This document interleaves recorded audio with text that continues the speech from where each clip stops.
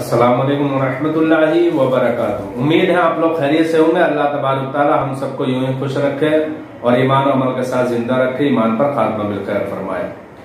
कुर्बानी किन लोगों पर फर्ज और जरूरी है, इंशाअल्लाह तबारक ताला इस क्लिप के अंदर हम यही जानेंगे। और आपके जहन में भी इस तरह का कोई सवाल है तो बराए मेहरबानी कमेंट में आप पेश करें। इंशाअल्लाह तबारक ताला उसका सही जवाब देने की मैं कोशिश करूंगा। कुछ हजरात ये समझते हैं कि हमने अगर एक साल कुर्बानी कर ली तो हर साल हमको करना है, चाहे पैसा घर में हो या ना हो, चाहे कर्जा हो या ना हो, किसी भी हाल में हमको कुर्बानी करनी ही है।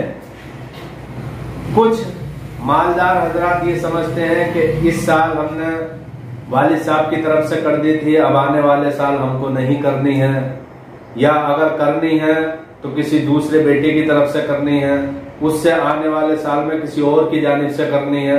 तो इस तरह की बातें लोगों के जहन में आती हैं। तो मैं आपके सामने यही बातें रखूंगा कि क्या हर साल कुर्बानी करना जरूरी है, और अगर हर साल कुर्बानी करना जरूरी है तो ऐसे कौन लोग हैं जिन पर जरूरी है कि वो हर साल कुर्बानी करें। या फिर ऐसा है जैसा कि लोग आमतौर पर जानते हैं कि इस साल वालिद की तरफ से कर ली, अगले साल बेटे की तरफ से, उसके बाद वालिदा की तरफ से, इस तरीके से अलग अलग लोग जो है कुर्बानी करते हैं। और कुछ हजरात ये भी समझते हैं कि हमने अगर एक साल कुर्बानी कर दी तो हमको अब हर साल कुर्बानी करना जरूरी हो जाएगा, इसलिए बहुत से हजरात कुर्बानी करने की कोशिश ही नहीं करते हैं और मसला पूछने की भी कोशिश नहीं करते हैं। तो ऐसे हजरात जो इस तरह की बातें जहन में रखते हैं, इस क्लिप के अंदर इंशाअल्लाह ये सब बातें साफ हो जाएंगी कि किन लोगों पर कुर्बानी करना जरूरी और वाजिब है।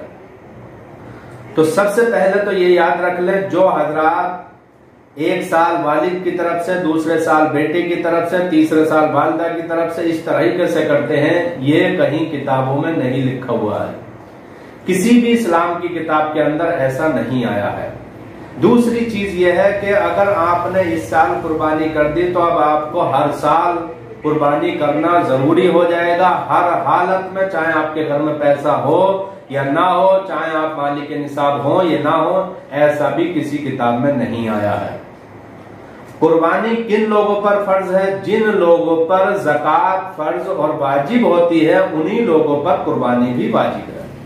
लेकिन फर्क यह है कि कुर्बानी का निसाब और ज़कात के निसाब में थोड़ा सा फर्क है। वो ये है कि नामी माल का नामी होना जरूरी नहीं है।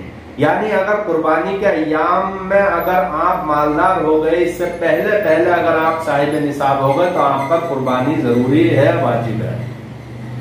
जिस तरीके से सदका फित्र के लिए निसाब जरूरी है, वही निसाब कुर्बानी करने के लिए जरूरी है।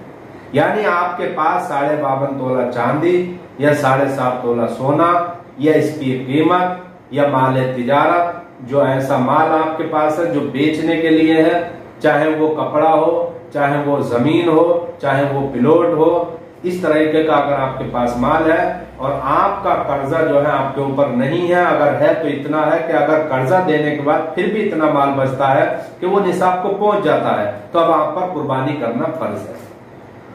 तो कुर्बानी उन्हीं लोगों पर फर्ज है जो मालिक निसाब है, और जो हजरात मालिक निसाब नहीं है उन पर कुर्बानी फर्ज नहीं है, उन पर कुर्बानी करना जरूरी नहीं है।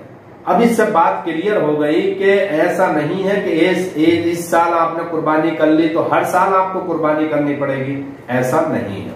बल्कि अगर आप साहिब निसाब हैं और हर साल आप साहिब निसाब हैं तो आपको हर साल ही कुर्बानी करनी पड़ेगी। तो जो शख्स मालिक निसाब है उस पर कुर्बानी फर्ज है।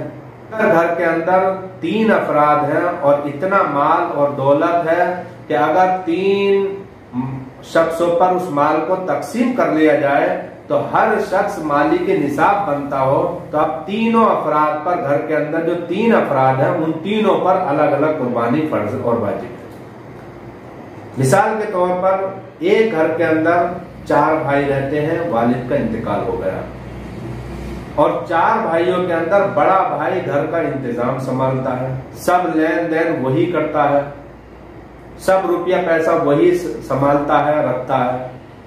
तो उन चारों शख्सों पर, चारों भाइयों पर उस वक्त कुर्बानी फर्ज होगी जब इतना माल हो कि अगर उस माल को तकसीम कर लिया जाए और हर भाई मालिक निसाब होता हो तो अब हर भाई पर कुर्बानी करना फर्ज और जरूरी है, वाजिब है।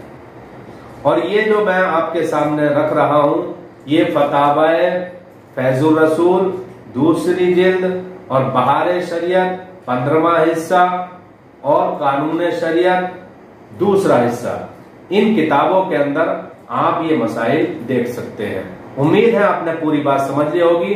अल्लाह तबारक तआला हम सबको सही तरीके से कुर्बानी करने की तौफीक अता फरमाए। अस्सलाम वालेकुम व रहमतुल्लाहि व बरकातुहू।